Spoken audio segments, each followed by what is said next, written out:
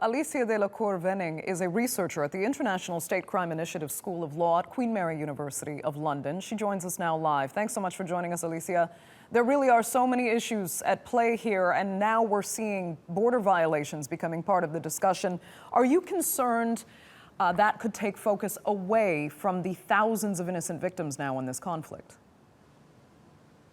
Yeah, I mean, that is certainly possible. Now, I think what's really important to remember is that this humanitarian catastrophe that we're seeing and potential border violations are, of course, a result of decades of persecution by various Myanmar regimes against the Rohingya population.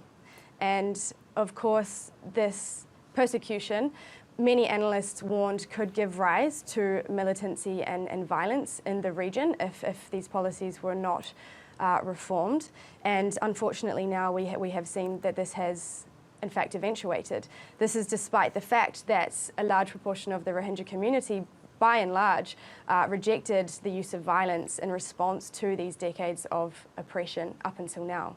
But do you think it gives rise to militancy, or the militancy was part of the problem initially? Because it's the Myanmaris that are using these militant groups within the Rohingya community as an excuse to continue to, in your eyes, persecute this minority.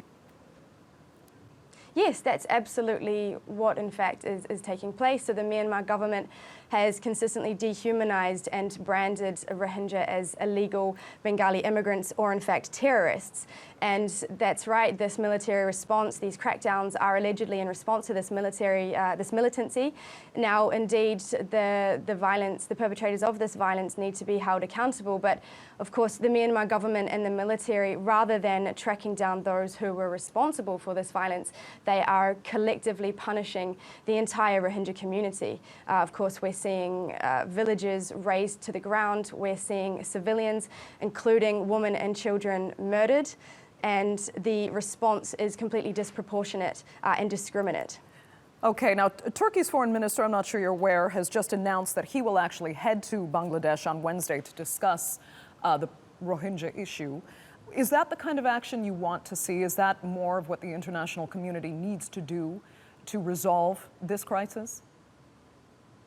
Yes, so I think the international community needs to take a much firmer stance in relation to both the Myanmar government and the military in particular, because let's not forget that it is, in fact, the military that is waging this indiscriminate violence against the Rohingya population. Now, we have seen governments responding. So the British government, for example, spent £300,000 on training the Myanmar military last year, and the commander-in-chief of Myanmar's military was touring Europe earlier this year. He was welcomed by European defence officials. This is despite the fact that the Myanmar military had carried out severe violations last October, in response to similar violence that the UN actually branded possible crimes against humanity. So the international community needs to take a much firmer stance against both the military and the Myanmar government to signal that these behaviours, this oppressive violence, and I must say the violence in both Rakhine, but as well as northern Shan and Kachin states where civil war is also raging, that the military's behaviour in these regions is absolutely not to be tolerated. Okay, Alicia de la Cour Venning, thank you so much for joining us from London.